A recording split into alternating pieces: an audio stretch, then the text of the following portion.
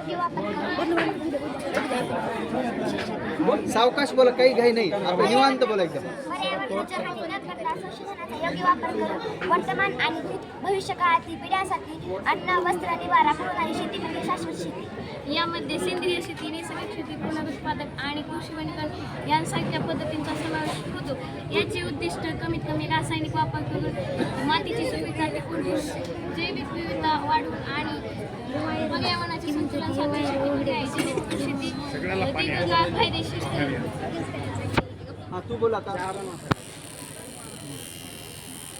हे होणार उडून दे. सांग सांग सांग. हा बोल बोल.